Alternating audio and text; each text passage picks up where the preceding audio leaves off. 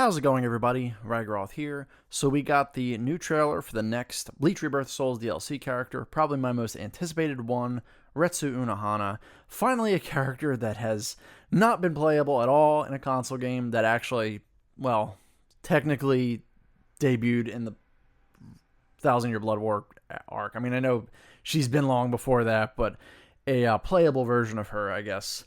The first Thousand Year Blood War character that is not another version of a character that's been playable before, if that makes any sense. But that being said, don't forget to like the video, subscribe if you haven't already, and let's get this reaction started right about now.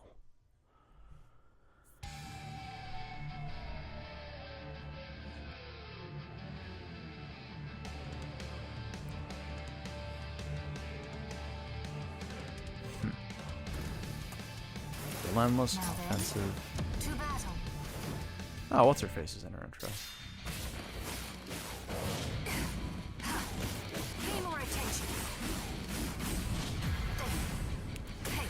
I'm gonna go back and just read these. Be easier. Oh wow. So she kind of does fight like her. There we go. There we go.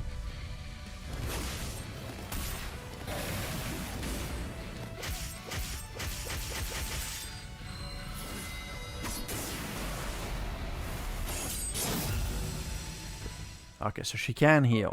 Alright, so let's go back and read those because they come back way too fast. So, first intro thing is Captain of Squad 4, who is a master of Zanjutsu and Kido. A relentless offensive hides immeasurable pressure.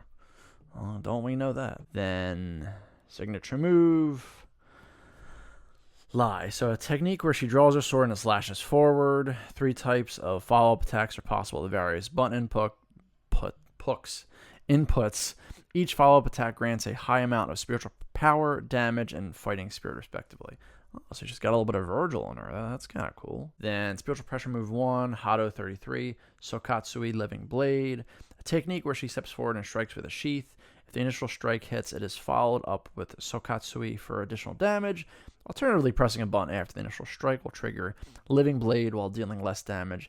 Then Sokatsui, it grants a higher amount of battle spirit. So is it safe to say she might be kind of like a vampire character or not? Alright, then spiritual pressure move 2.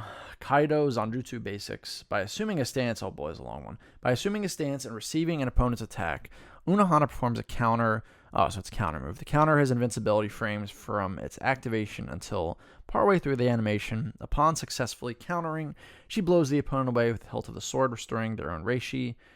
Oh. Furthermore, inputting a button with a certain time frame after the counter connects will trigger Zanjutsu basics. She slashes with Lie, blowing the opponent away with countless strikes, a powerful technique with excellent damage and fighting spirit gain. So wait, she heals the opponent though? Huh. If I'm reading that right. Alright, so then her awakening. Alright, by releasing Bankai Minazuki, the character abilities are enhanced. Unohana can now gain Blood Aura Gauge with certain actions and is characterized by an enhanced state that combines attack, healing, and damage reduction. Furthermore, during Kikon Channel, her hunger for battle is satisfied, unleashing overwhelming combat power. Alright. So she can heal. Is she healing herself? That's what I'm confused about.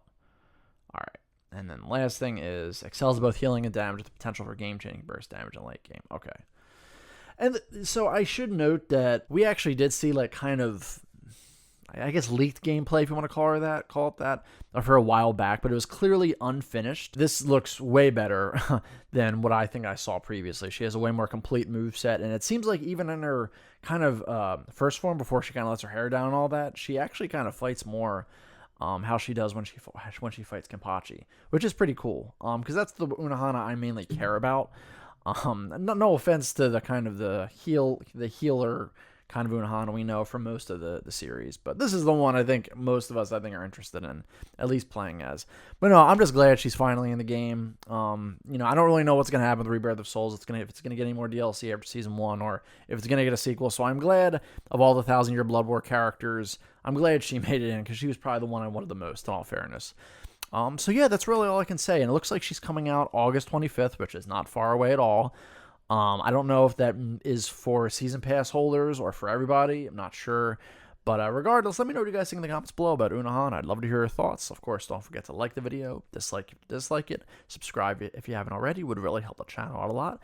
But that being said, thank you so much for checking out the video, and another time, another place. Keep being awesome.